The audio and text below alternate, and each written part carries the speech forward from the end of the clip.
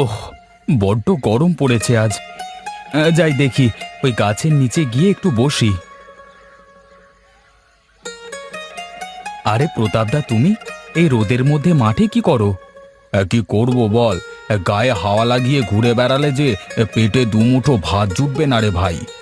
ওহ, এইটুকু পথ হেঁটে আসতে গা একদম ভিজে গেছে ঘেমে। যা গরম, বাপরে বাপ! সেই জন্যই তো একটু হেঁটে এখানে এসে বসে পড়েছি। তাছাড়া বয়সও তো আর কম হচ্ছে না। যাই বলো দাদা, তোমাকে দেখে সত্যি আমার খুব মায়া লাগে। এখন যদি একটা ছেলে পুলে থাকতো তোমার। কত চেষ্টাই তো করলাম রে, কিছুই তো হলো না। তা না হলে এই বুড়ো বয়সে এই করে বেড়াতে হতো। তোমার আবার এত চিন্তা কিসের? বসে বসে খেলেও তো তোমার কোনো কিছু শেষ হবে না। শুধু কি এসবের নামই জীবন বলে? হ্যাঁ, আসলে সবই তার লীলা খেলা। দুনিয়ায় কেউ গরিব, কেউ ধনী, কেউ কাঙাল, কেউ আবার দুঃখী।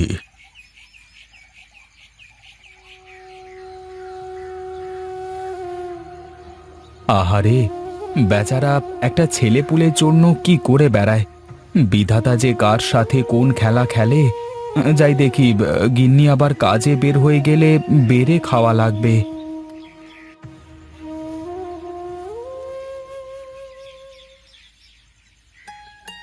কই গো গিন্নি, কোথায় গেলে তুমি?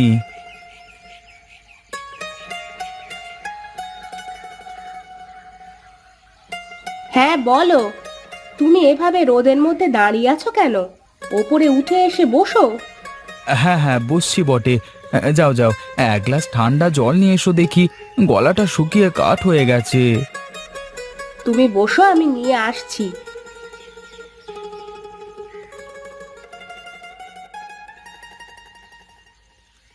বাপ রে বাপ রে বাপ! রোদের কি তাপ! শরীর পুরো ঝলসে যাচ্ছে।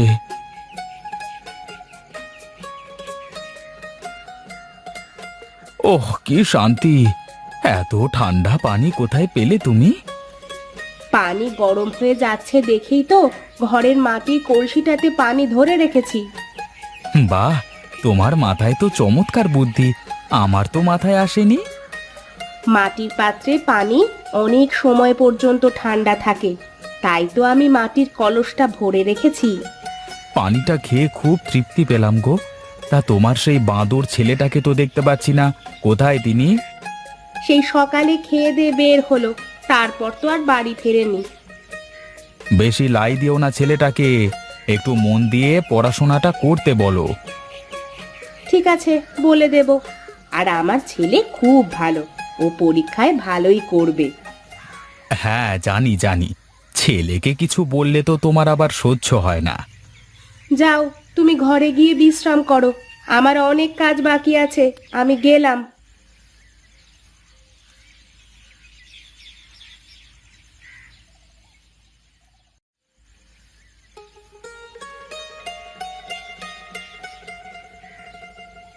কি গো, তুমি এখনো শুয়ে আছো?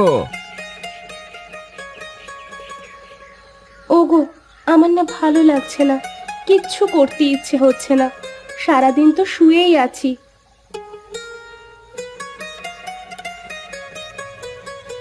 বাবা, মা না আজকে রান্না করেনি, আমাকে সকালে রান্না করা খাবার খাইয়েছে। সে কি কথা! তোমাকে আসলে কিছুই বলবার নেই জানো তো। কত করে বলি এসব বিলাসী জীবনযাপন ছাড়ো, দেখবে জীবন কত সুখের হয়। সুস্থ থাকবে তুমি। এই থামো তো তুমি, আমার কিছুই হয়নি। আমার কষ্ট বুঝতে হবে না তোমাকে। যাও, বাবা মেয়ে বসে একটু আড্ডা দাও, আমি রান্না করে দিচ্ছি।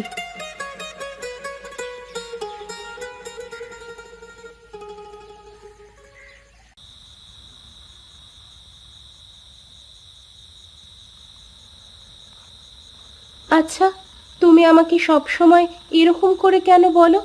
আমি কি তোমাকে দিয়ে বেশি খরচা করাই সব সময়? আহা, তুমি আসলে বিষয়টা বুঝতেই চাও না কখনো। শোনো আমার কথা, মানুষ যদি সুস্থ না থাকে তাহলে তার ধনসম্পদের কোনো মূল্য আছে?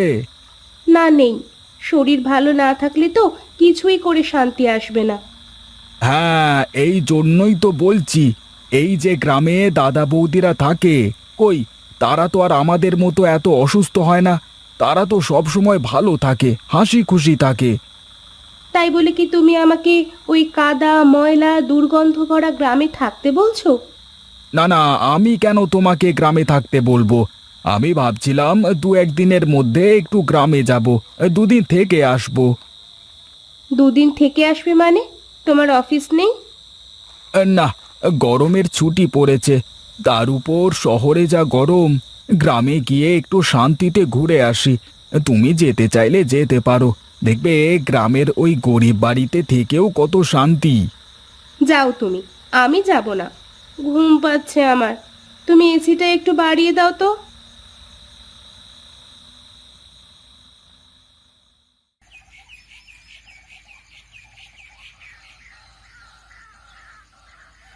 ভালো করে মুরগিগুলোকে খাওয়াও গিন্নি, কালকে মোহন বাড়িতে আসছে।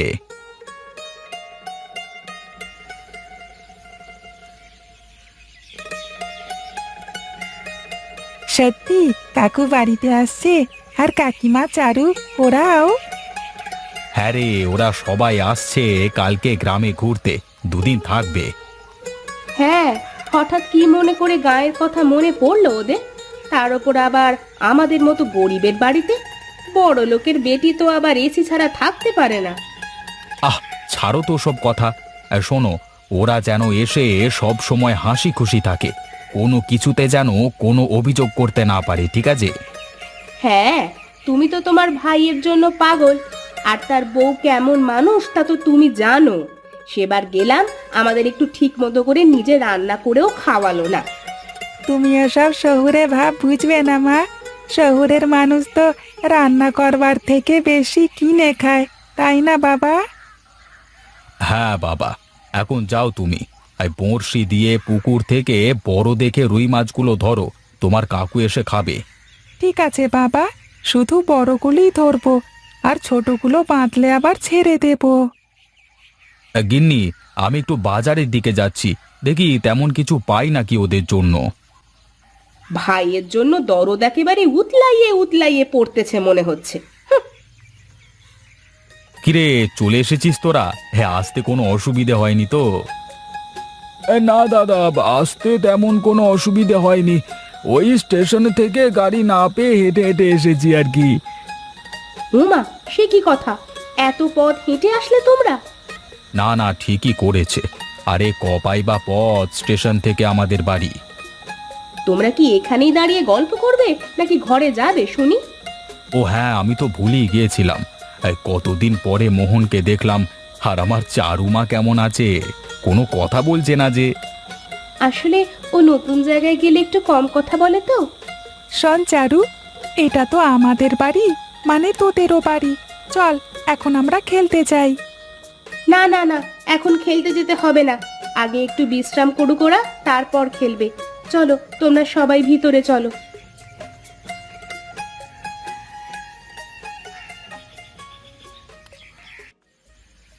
দেখো, চারপাশে ক্ষেত খামার, কত স্নিগ্ধ বাতাস, প্রাণটা জুড়িয়ে যাচ্ছে গো। এই বাতাস কি তুমি তোমার এসির মধ্যে পাবে বলো? বাতাস তো ভালো লাগছে, কিন্তু গা তো ঘামছে, তাই না? এত গরমে গা একটু না ঘামলে কি হয় বলো? আর গা ঘামা তো ভালো, সুস্থ থাকতে হলে সব কিছুরই দরকার আছে। কিন্তু এসির মধ্যে থাকলে যে তুমি কোনো গরম টেরই পাবে না। আচ্ছা বলো তো, এই যে পুকুরের মাছ খেলে, তাতে স্বাদ ছিল?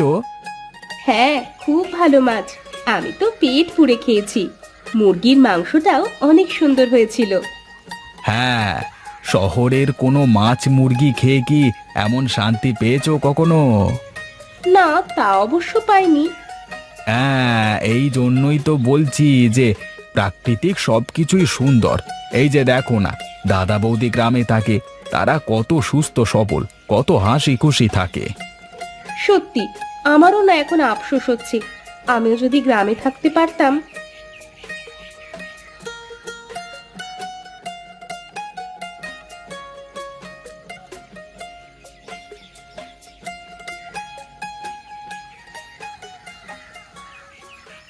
আর কিছু লাগবে তোমাদের এখন?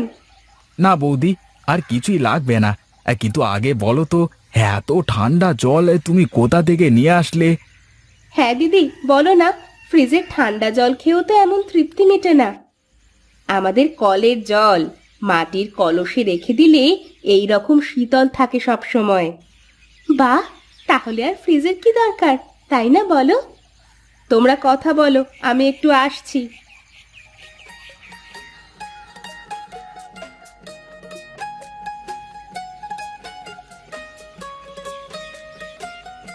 কি রে মোহন, এখনো গোসল করিসনি এই গরমের মধ্যে? না দাদা, ভাবছিলাম একটু পরে করব। তাহলে চল সবাই মিলে পুকুরে একসাথে গোসল করি। পুকুরে বেশ সুন্দর ঠান্ডা পানি। হ্যাঁ, ঠিক বলেছ দাদা, অনেক দিন হলো পুকুরে গোসল করি না। হ্যাঁ, আরে গরমের মধ্যে পুকুরে গোসল করবার যে কি মজা! কি মজা, কি মজা! আমি পুকুরে গোসল করব। হ্যাঁ চলো রাধা, পুকুরে গোসল করে দেখো, তাহলে আরো ভালো লাগবে।